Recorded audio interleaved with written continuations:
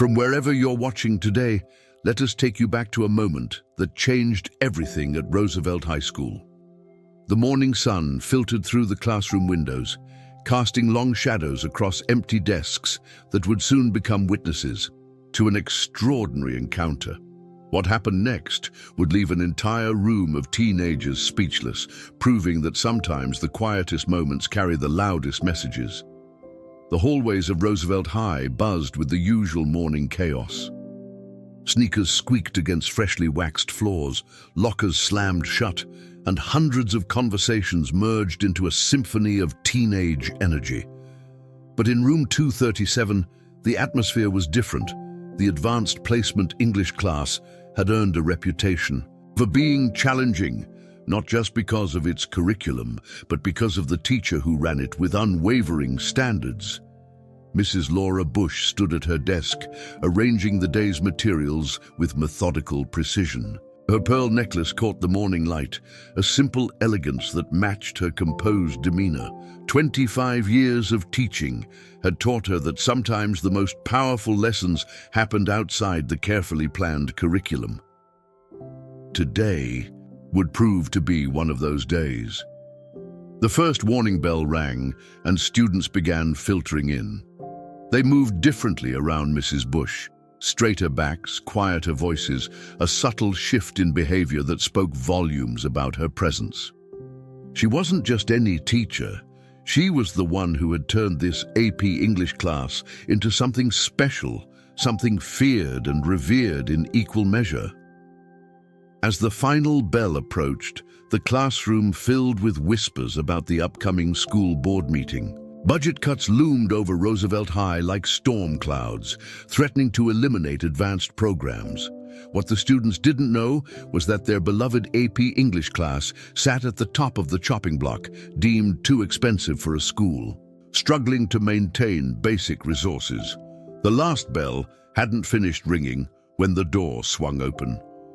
The district superintendent strode in, followed by 3 school board members in expensive suits. They carried tablets and spreadsheets, tools of their trade that reduced education to numbers and decimals. Their unexpected arrival sent a ripple of tension through the room. Students straightened in their seats, eyes darting between their teacher and these unwelcome visitors. Mrs. Bush didn't flinch.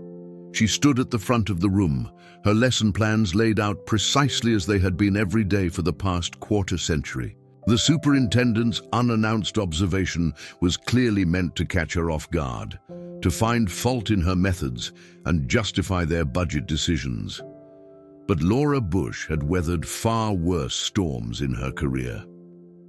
The class began, as it always did, with Mrs. Bush's quiet but commanding voice, guiding her students through the intricate layers of The Great Gatsby. She moved through the room with purpose, drawing connections between Fitzgerald's prose and the eternal human struggle for identity and belonging.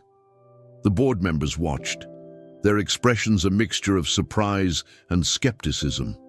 Then came the moment that would be remembered long after the bell rang.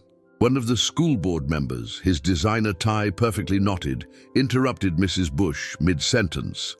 "Mrs. Bush," he said, his voice carrying that particular tone of condescension reserved for those who believe they know better.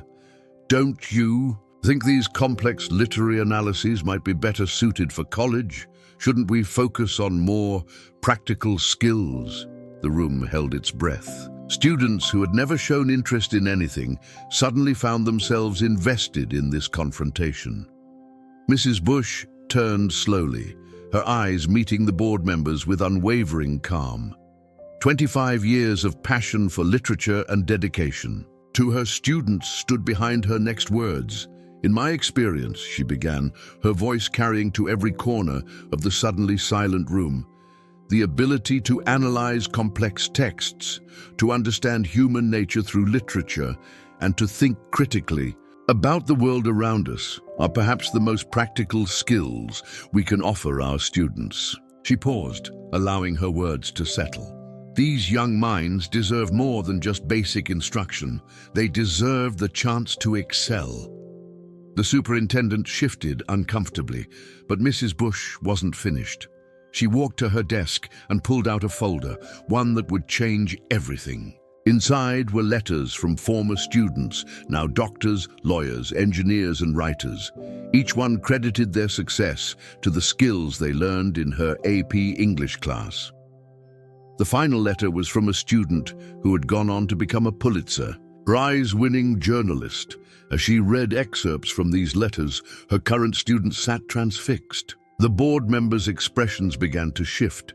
The numbers on their spreadsheets suddenly seemed less important in the face of real human impact. The superintendent's carefully prepared arguments about budget efficiency crumbled in the face of actual success stories. But it wasn't just the letters that made the impact. It was the way her current students began speaking up, one by one, sharing how this class had changed their perspectives, improved their writing, and given them confidence they never knew they had. The very skills they were learning, analysis, articulation, persuasion, were being demonstrated in real time. For 45 minutes, the classroom transformed into something more than just four walls and desks. It became a testament to the power of dedicated teaching, of holding high standards, of believing in students' potential. The board members watched as Mrs. Bush guided her students through complex discussions with the skill of a master conductor, drawing out insights that would have seemed impossible for teenagers just months ago. When the bell finally rang, nobody moved. The superintendent cleared his throat, looked at his colleagues, and nodded slowly. "Mrs. Bush," he said, his tone markedly different from when he had entered, "I believe we need to reconsider our position on the AP program." The victory wasn't just in his words. It was in the way the students' faces lit up, in the quiet pride that showed in Mrs. Bush's slight smile. As the board members filed out, followed slowly by students still buzzing with excitement, Mrs. Bush returned to her desk. She straightened papers that didn't need straightening, adjusted books that were already perfectly aligned. It was her way of processing what had just happened, of acknowledging that sometimes the biggest victories come from simply standing your ground. The last student to leave paused at the door. "Mrs. Bush," she said softly, "thank you for fighting for us." The words hung in the air, a simple tribute that meant more than any official recognition ever could. The empty classroom now felt different. The sunlight still streamed through the windows, but it illuminated more than just desks and chairs. It highlighted the power of one teacher's dedication, the impact of maintaining high standards in the face of opposition, and the importance of believing in the potential of every student who walked through that door. That day at Roosevelt High became more than just another day of teaching. It became a reminder that education isn't just about budgets and test scores. It's about transformation, about opening minds and nurturing potential. Mrs. Laura Bush had done more than save her AP program. She had demonstrated exactly why it needed to be saved in the first place. As she gathered her things to leave, Mrs. Bush glanced at the quote she had written on the board that morning. "So we beat on, boats against the current, borne back ceaselessly into the past." Fitzgerald's words seemed particularly fitting now. In education, as in life, sometimes you have to fight against the current to make real progress. Have you ever had a teacher who changed your life? Someone who fought for your education when others wouldn't? Share your story in the comments below, and let's celebrate the educators who make a difference every single day. The victory in room 237 had sent ripples through Roosevelt High's hallways, but the real battle was just beginning. What happened next would test not just Mrs. Laura Bush's resolve, but the very foundation of what she had built over 25 years of teaching. The morning after her confrontation with the school board, she arrived earlier than usual, her heels echoing through empty corridors that would soon become the stage for an even greater challenge. The sun hadn't yet reached the windows when she noticed something different about her classroom. On her desk lay a thick manila envelope, unmarked except for her name typed in stark black letters. Inside was a proposal that would shake Roosevelt High to its core. A complete overhaul of the English curriculum, replacing traditional literature with what they called modern practical materials. Mrs. Bush sat at her desk, her pearl necklace catching the first rays of morning light as she read through the document. The board's visit hadn't been a random inspection. It had been the first move in a carefully orchestrated plan. They wanted to transform Roosevelt High into a model of educational efficiency, and her AP English class was just the beginning. The proposal read like a corporate takeover manual. Classic literature would be replaced with business communications. Poetry analysis would give way to email writing workshops. The great works that had inspired generations of students would be relegated to optional reading. It was everything Mrs. Bush had fought against throughout her career, wrapped in the language of progress and practicality. As students began filtering in for first period, they immediately sensed something was different. Mrs. Bush stood at the front of the room, her usual composed demeanor tinged with an intensity they had never seen before. The worn copy of To Kill a Mockingbird in her hands seemed to carry more weight than usual. "Today," she began, her voice carrying the quiet authority that had become her trademark, "we're going to talk about courage." She opened the book to a passage she knew by heart, one that had guided her through countless challenges in her teaching career. But before she could begin reading, the classroom door opened again. The district's new curriculum coordinator stepped, in tablet in hand, ready to document every moment of the class. Behind her came two educational consultants, their expensive suits and corporate demeanor out of place among the student desks and book-lined walls. They had come to observe, to evaluate, to quantify the unquantifiable magic that happened in room 237. Mrs. Bush didn't acknowledge their presence. Instead, she began reading from the book, her voice bringing Scout's world to life. As she read, something remarkable happened. One by one, students began pulling out their own copies of the novel, following along, completely ignoring the observers at the back of the room.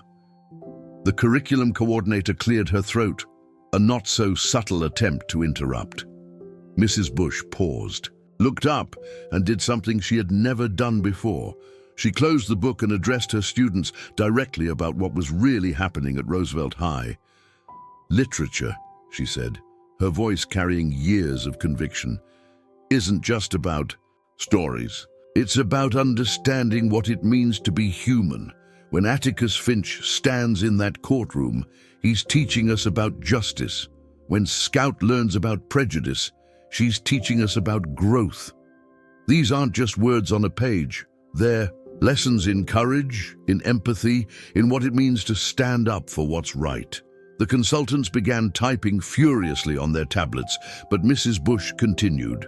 She walked through the rows of desks, making eye contact with each student. "They want to replace these books with business writing manuals. They want to trade your journey through human experience for lessons in corporate communication." The silence in the room was absolute. Even the curriculum coordinator had stopped typing.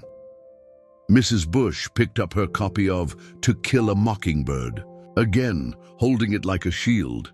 But here's what they don't understand. Every great leader, every successful innovator, every person who has ever made a real difference in this world started with stories. They started with understanding human nature, with learning empathy, with developing the ability to see the world through others' eyes. A student in the back row raised her hand.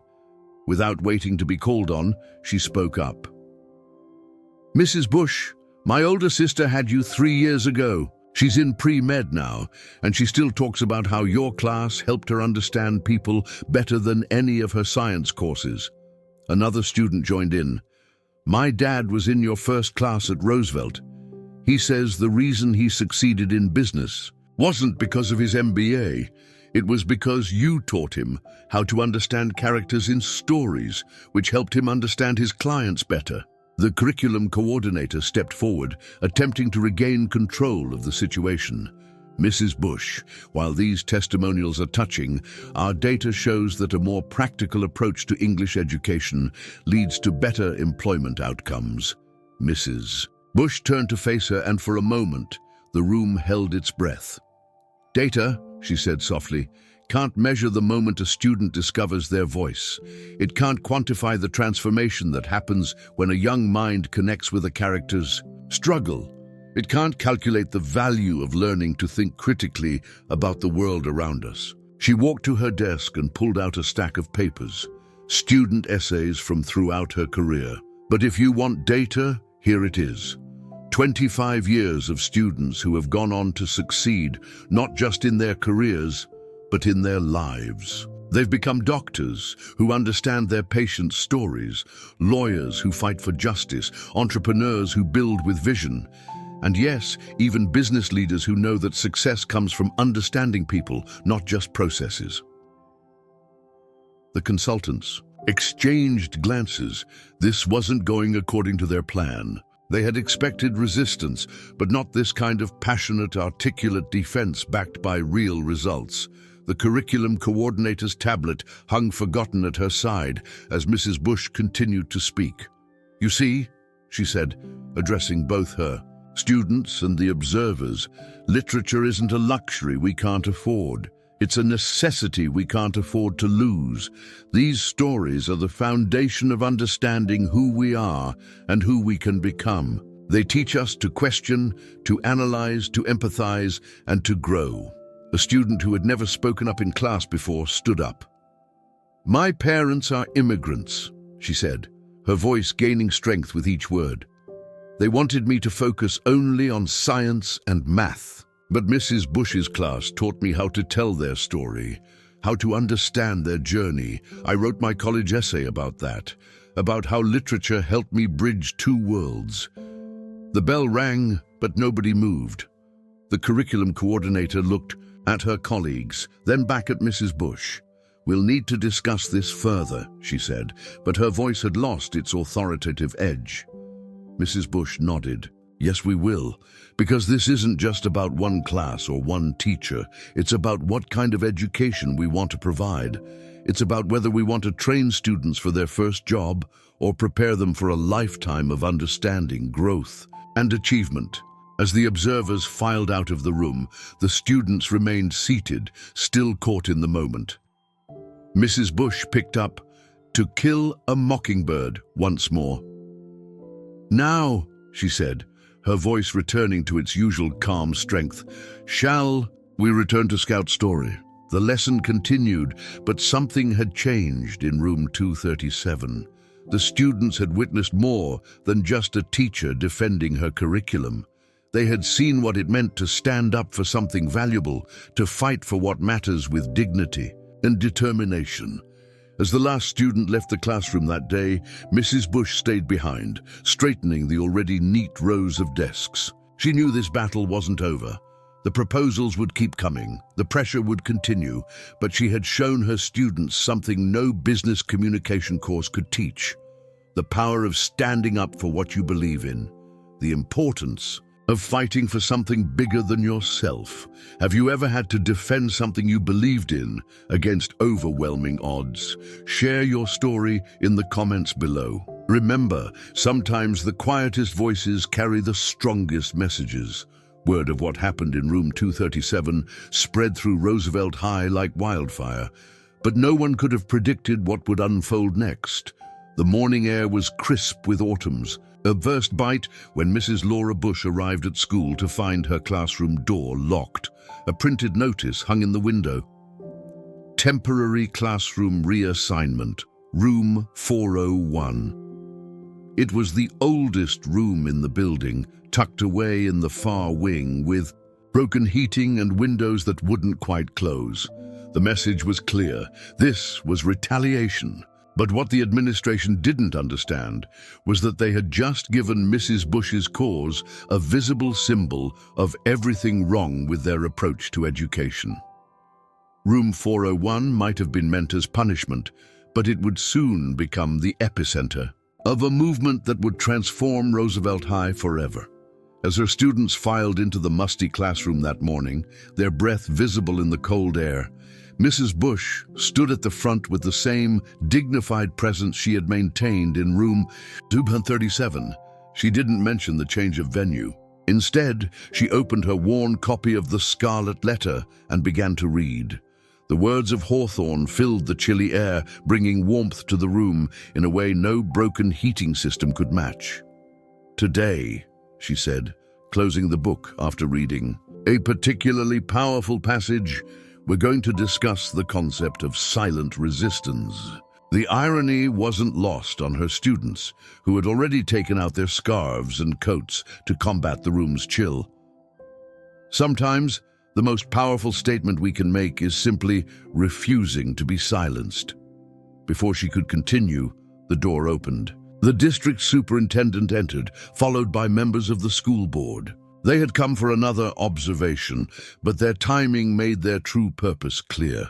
This was meant to be a show of force, a reminder of who held the power in Roosevelt High. Mrs. Bush didn't miss a beat. "How fitting that you join us today," she said, her voice carrying that quiet authority that had become legendary among her students. "We were just discussing how literature helps us understand the use and abuse of power in society.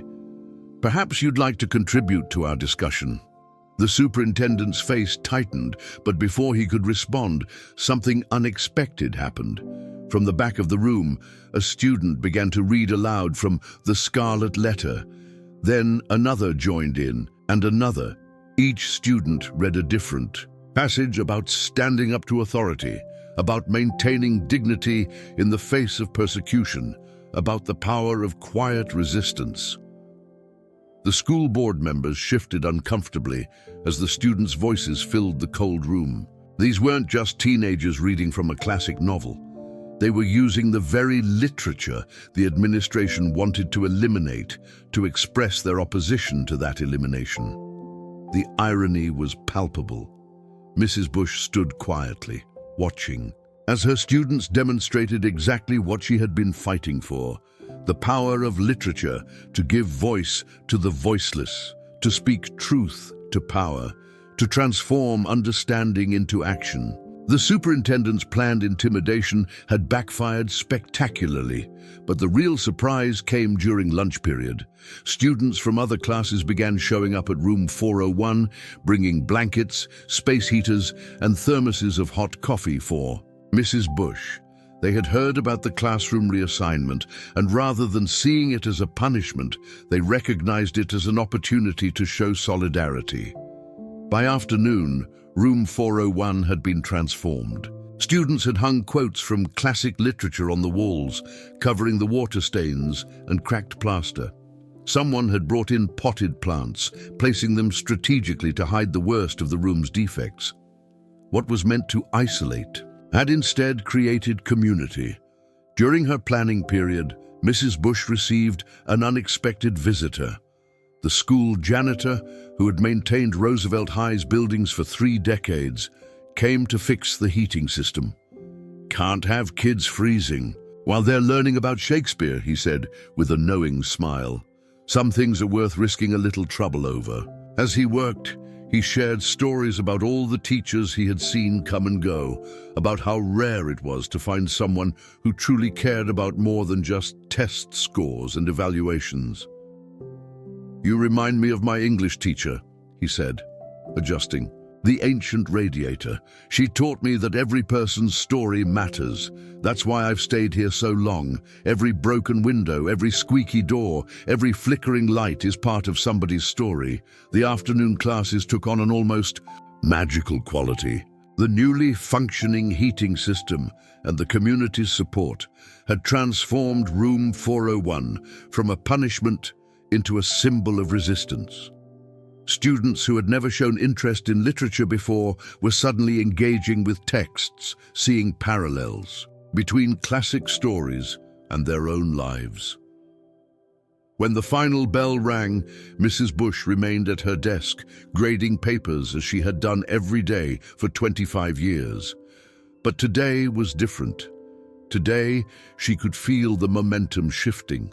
The administration's attempt to isolate her had instead created a focal point for change.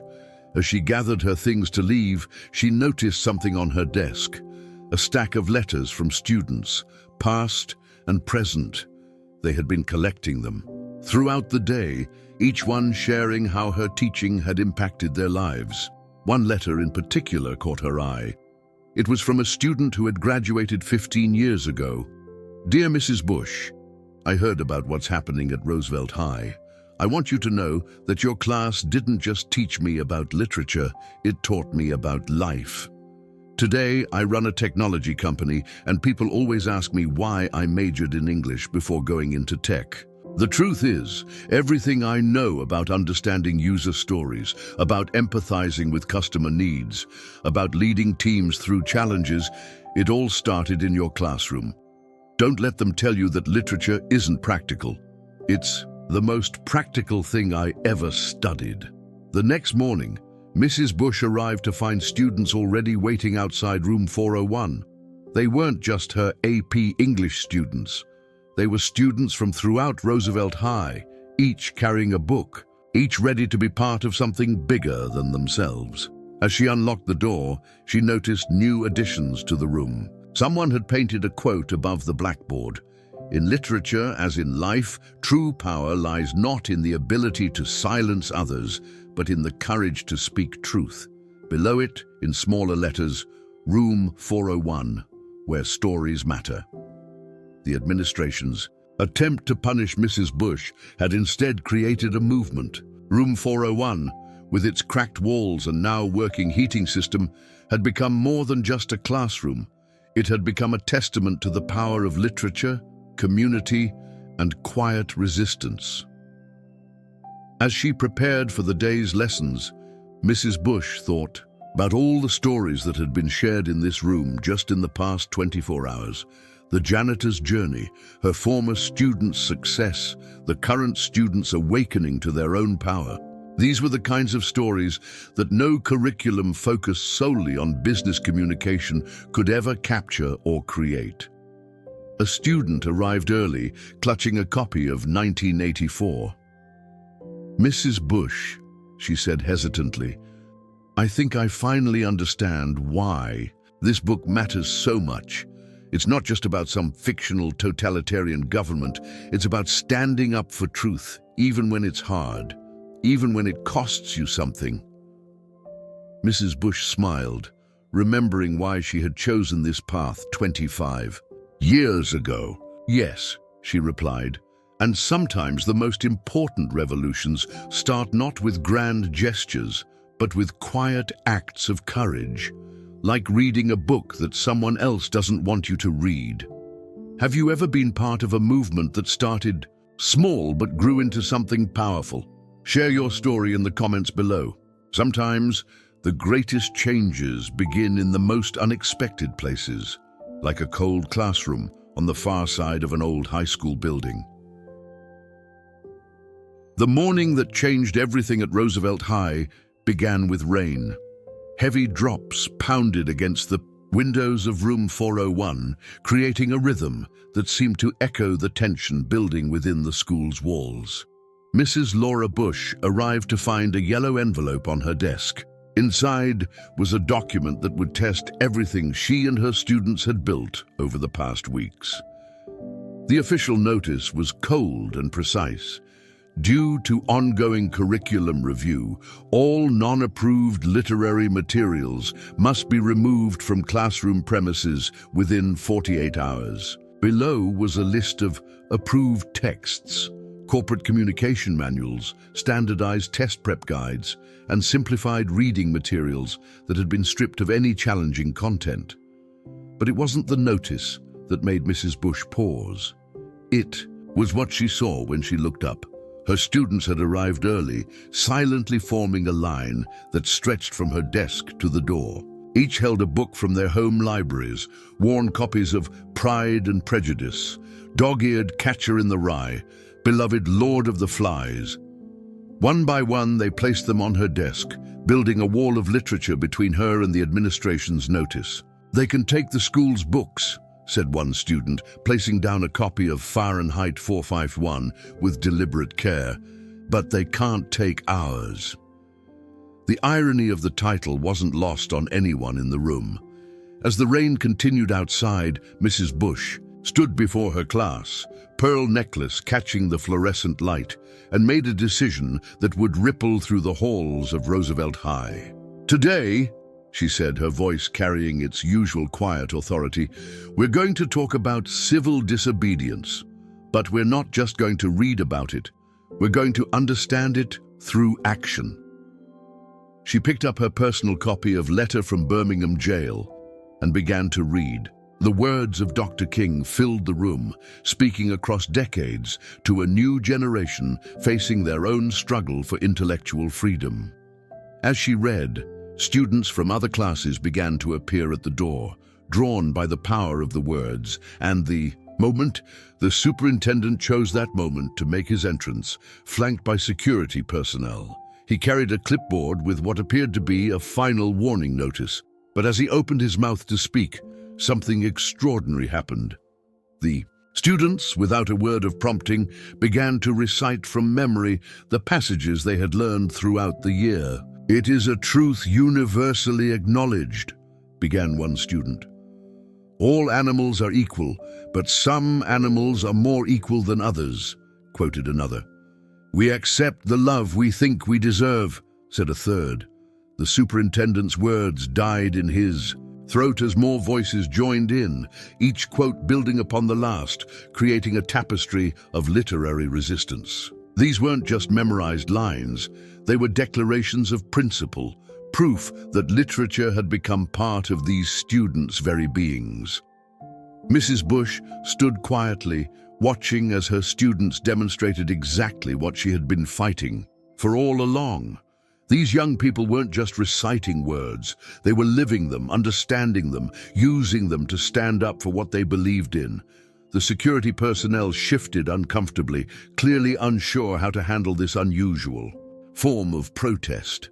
They had been prepared for defiance, perhaps even disorder, but not for this eloquent display of peaceful resistance.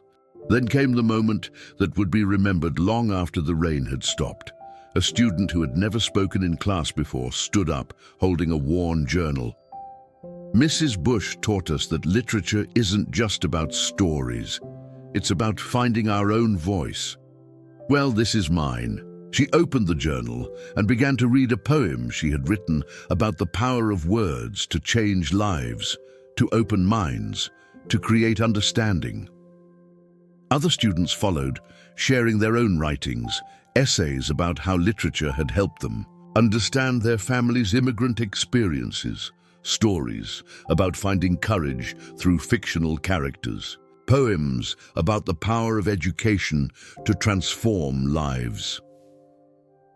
The superintendent's face reddened as he realized his authority was being challenged not with defiance or disrespect, but with the very outcome that education was supposed to achieve: independent thinking, articulate expression, and peaceful civic engagement. As if on cue, parents began arriving at room 401.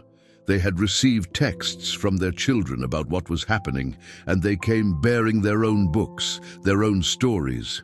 A father who worked as a corporate executive spoke about how understanding Shakespeare had made him a better leader. A mother who had immigrated from another country shared how American literature had helped her connect with her new home. The room that had once been meant as punishment had become a forum for the community to demonstrate why literature mattered. Every person who spoke added another thread to the tapestry of resistance, another voice to the chorus of support. Mrs. Bush watched as her classroom transformed into something she had always known it could be. A place where literature became life, where words became action, where students became citizens.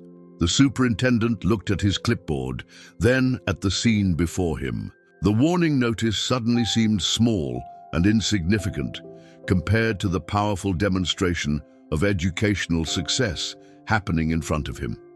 Without a word, he turned and left, taking his security detail with him. But the day wasn't over. As afternoon classes began, something unprecedented happened. Students from other schools began arriving at Roosevelt High.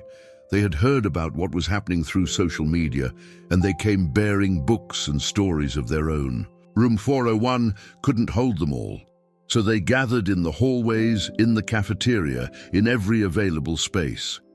They shared stories about teachers who had changed their lives through literature, about books that had helped them understand themselves, and others about the power of words to create change. What had started as one teacher's stand for educational principles had become a movement. Local news crews arrived, drawn by the growing crowd and the unusual nature of the protest. They found not chaos or confrontation, but students and community members engaged in passionate discussions about literature, education, and the future. As the day drew to a close, Mrs. Bush stood at her desk, surveying the room that had become so much more than just a classroom. The walls were now covered with quotes, student writings, and pictures of authors who had changed lives. The broken heating system hummed steadily, warming a space that had become the heart of something extraordinary. A student approached her desk, carrying a newly bound book. "We compiled our stories," she said. "All the ways that literature has changed us. All the reasons why these books matter. We're going to send copies to every school board member." Mrs. Bush opened the book to find dozens of personal essays, poems, and testimonials. The first page bore a simple dedication for Mrs. Bush, who taught us that some things are worth fighting for and that the best way to fight is with words. The rain had stopped outside, but room 401 continued to buzz with energy and purpose. What had started as an attempt to silence one teacher had given voice to an entire community. The administration's effort to remove literature from the classroom had instead demonstrated exactly why it was essential. Have you ever been part of a moment when silence spoke louder than words? When standing together meant more than standing alone? Share your story in the comments below and let us remember that sometimes the most powerful resistance comes not from shouting, but from simply refusing to be silenced. The morning of the school board meeting dawned clear and cold. The kind of autumn day that made every color seem sharper, every moment more vivid. Mrs. Laura Bush stood in room 401, adjusting her pearl necklace with steady hands, despite the weight of what lay ahead. The agenda for tonight's meeting had been leaked. A final vote on the complete overhaul of Roosevelt High's English curriculum, with immediate implementation planned for the following week. But the administration had underestimated the power of what had been building in room 401.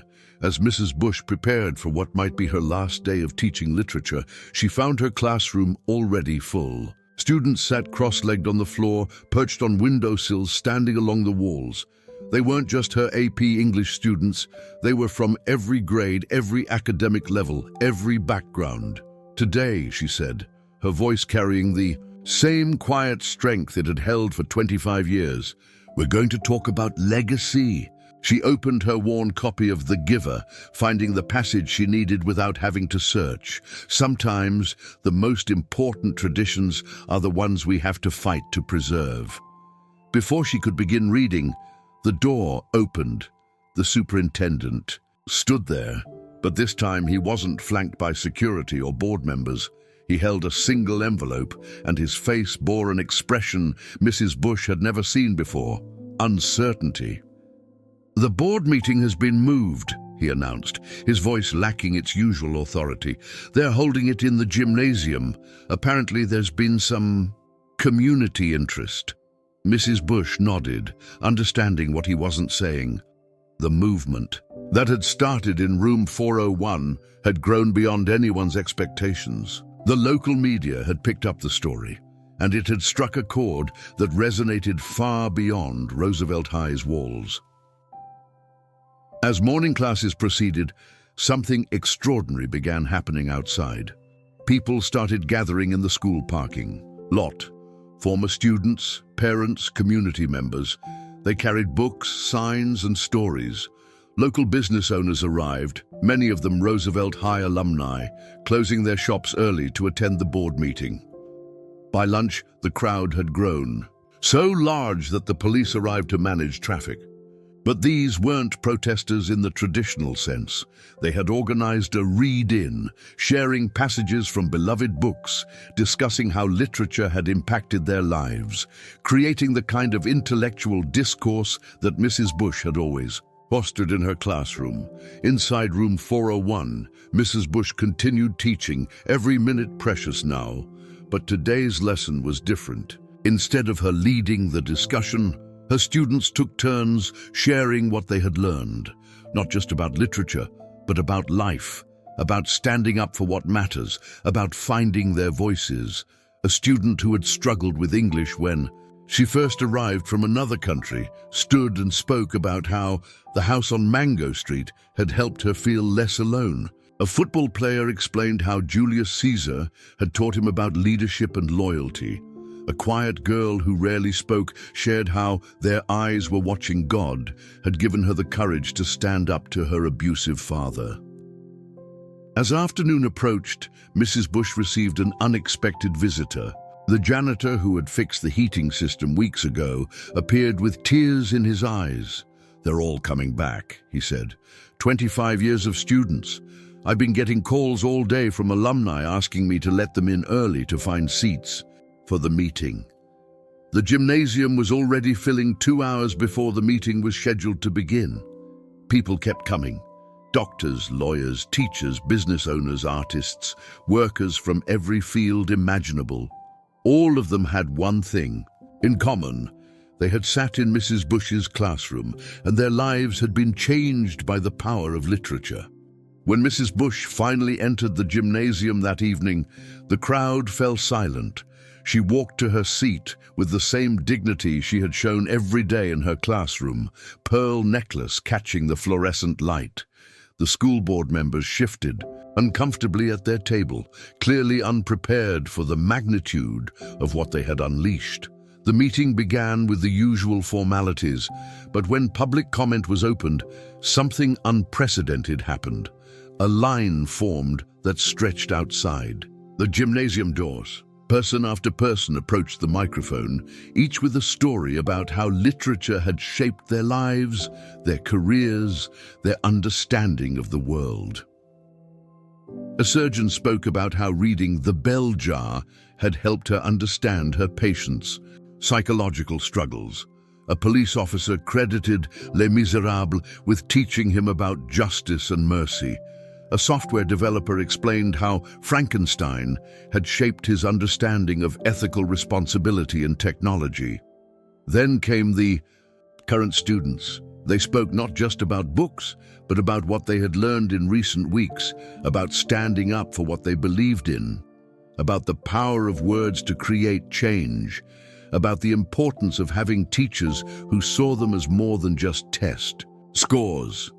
The girl who had shared her poem weeks ago read it again, but this time to hundreds instead of dozens. Her words about finding strength through literature echoed through the gymnasium, touching hearts and changing minds with their simple truth. As the testimonies continued, something shifted in the room. The board members began taking notes, leaning forward, truly listening, perhaps for the first time. The superintendent's face showed a growing recognition that he had fundamentally misunderstood what was happening in room 401. Then came the moment that would be remembered long after the meeting ended. A man in his 70s approached the microphone, moving slowly with the help of a cane. He introduced himself as a former Roosevelt High principal, retired for 20 years. "I hired Laura Bush," he said, his voice wavering but clear. "It was the best decision I ever made as an educator. You see, we're not just talking about teaching literature here. We're talking about teaching humanity. Every student who passes through her classroom learns not just how to read, but how to think, how to feel, how to understand the world and their place in it. He turned to face Mrs. Bush. "I've watched you fight for these kids for 25 years. I've seen you turn struggling readers into confident writers, angry teenagers into thoughtful young adults, passive students into engaged citizens. What happens in room 401 isn't just education, it's transformation." The gymnasium erupted in applause that lasted several minutes. When it finally quieted, the school board chairman cleared his throat. "I think," he said, looking at his colleagues, "we need to reconsider our position." The vote that followed was unanimous, but it went far beyond simply preserving the current curriculum. The board approved a resolution to expand literature programs throughout the district, to create more advanced placement opportunities, to support teachers who wanted to innovate and inspire. As people began to leave the gymnasium, Mrs. Bush remained in her seat, overwhelmed by what had just happened. Her students gathered around her, not saying anything, just being present in a moment they knew they would remember for the rest of their lives. A student handed her a book, a new collection of their writings, experiences, and testimonials about the power of literature. The title page read, "Room 401, where silence spoke volumes."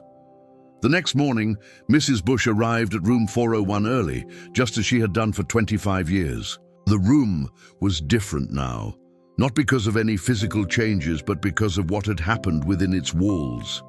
It had become a symbol of what education could be, of what happened when students were given the chance to engage with great ideas, to wrestle with difficult questions, to find their own voices. Have you ever witnessed a moment when a community came together to stand for something bigger than themselves? Share your story in the comments below, and remember that sometimes the most powerful changes start with a single voice that refuses to be silenced. 1 year after the night that changed Roosevelt High forever, Mrs. Laura Bush stood in room 401, watching the morning sun paint shadows across desks that held more stories than just those found in books. Her pearl necklace caught the light as she arranged a fresh bouquet of flowers, a weekly tradition started by students who had graduated but wanted their presence to remain in the room that had changed their lives. The room itself had been transformed, not by renovation or decree, but by the legacy of what had happened within its walls. The once broken heating system now hummed contentedly. The formerly cracked walls displayed student artwork and literary quotes, and new bookshelves lined every available space, each filled with volumes donated by community members and alumni who understood the power of keeping literature alive. But the real transformation wasn't in the physical space. It was in what room 401 had come to represent. What had started as a punishment, an exile to the furthest corner of Roosevelt High, had become a pilgrimage site for educators from across the country. They came to witness what happened when literature was allowed to transform lives, when students were given the space to find their voices, when education became about more than just test scores and job preparation. As Mrs. Bush prepared for her first class, she noticed something different about her desk. Alongside the usual stack of papers sat a leather-bound book she hadn't seen before. Opening it, she found a collection of letters, photographs, and stories. A year's worth of testimonials about how the Room 401 movement, as it had come to be known, had sparked change far beyond Roosevelt High's walls. The first letter was from a teacher in a small rural school who had read about their story and found the courage to fight back against similar curriculum cuts. She had organized her own students to speak at board meetings, sharing their stories about how literature had given them windows into worlds beyond their small town. Another came from a group of students at an inner-city school who had started their own literature liberation club, meeting after school to read and discuss the kinds of challenging books that some wanted to remove from their curriculum. They included a photo of their first meeting, held in their school's basement, where 30 students sat in a circle reading Invisible Man by flashlight when the power went out. As students began filing in for first period, Mrs. Bush noticed they moved differently now. Gone was the hesitation, the uncertainty that often marked teenagers in school. These young people entered room 401 with purpose, with the quiet confidence of those who knew they were part of something larger than themselves. The superintendent, who had once tried to silence this room, now regularly brought visitors to observe. Today was no exception. As Mrs. Bush began her lesson on 100 Years of Solitude, he appeared at the door with a group of education officials from another state. But instead of interrupting, they simply stood and watched as magic unfolded. Students who had once been afraid to speak now engaged in passionate debates about magical realism and political allegory. A boy who had struggled with reading led a discussion about how the novel's complex family relationships reflected his own immigrant experience. A girl who had barely spoken above a whisper last year now commanded attention as she connected the book's themes to current events. During lunch, alumni often returned to room 401, bringing their own stories of how literature had shaped their lives after graduation. Today, a former student who had become a renowned heart surgeon shared how reading The Telltale Heart in Mrs. Bush's class had given her a unique perspective on the psychological aspects of cardiac care. But perhaps the most powerful moment came during last period, when the janitor who had fixed the heating system a year ago stopped by. He didn't say anything at first, just stood in the doorway listening as students discussed their eyes were watching God. Finally, he stepped forward and pulled a worn book from his pocket, his own copy of the novel, dated from his high school days. "You know," he said, his voice thick with emotion, "I used to hide this book when I was cleaning classrooms. Didn't want anyone to know the janitor read literature, but after what happened here, I keep it with me. Sometimes, between cleaning floors and fixing lights, I read a few pages. Reminds me that every person's story matters." The afternoon brought an unexpected visitor, the school board chairman who had once championed the curriculum changes. He came not with demands or evaluations, but with news. The Room 401 model, as he called it, was being adopted by schools across the district. Literature programs were being expanded, not contracted. Teachers were being encouraged to foster the kind of deep engagement with texts that Mrs. Bush had always championed. As he spoke, Mrs. Bush thought about all the stories that had unfolded. In this room, over the past year, the struggling reader who found his voice through Shakespeare, the defiant student who discovered empathy in Scout Finch, the quiet girl who found courage in Jane Eyre, each one a testament to the transformative power of literature. The day ended as it always did, with Mrs. Bush straightening already neat. Rows of desks, adjusting books on shelves, preparing for tomorrow. But today, she lingered longer than usual, reading the quotes that students had painted on the walls. In times of darkness, literature lights the way. Every story matters, every voice counts. Room 401, where silence spoke volumes. As she gathered her things to leave, she noticed a small group of students still working in the corner. They were putting the finishing touches on a new project, a documentary about what had happened in Room 401. Their camera equipment, borrowed from the media department, captured interviews with students, teachers, and community members about how one room's resistance had sparked a movement. "Mrs. Bush," one of the students called out, "would you like to say something for the documentary?"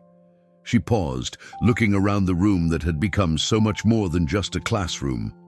"Literature," she said finally, "isn't just about reading stories. It's about understanding that every person has a story worth telling, worth hearing, worth fighting for." What happened in Room 401 wasn't about saving books. It was about saving voices, saving dreams, saving the very thing that makes us human, our ability to understand each other through words. The next morning, as she had done for 26 years now, Mrs. Bush arrived early to room 401. But today, she wasn't alone. Students were already there, reading, writing, discussing, creating. The room hummed with the energy of minds engaged, of stories being discovered, of voices being found. On her desk lay a fresh bouquet of flowers and a new student anthology, its title embossed in gold. The Room 401 chronicles how silence changed everything. Opening it, she found hundreds of stories, not just from her students, but from people across the country who had been inspired by what happened in this room. The first bell hadn't rung yet, but room 401 was already full of life, full of stories waiting to be told, full of voices ready to be heard. The room that had once been meant as punishment had become a testament to the power of literature, of education, of standing up for what matters. Have you ever been part of something that started small but grew into something extraordinary? Share your story in the comments below. Remember, sometimes the quietest revolutions create the loudest echoes.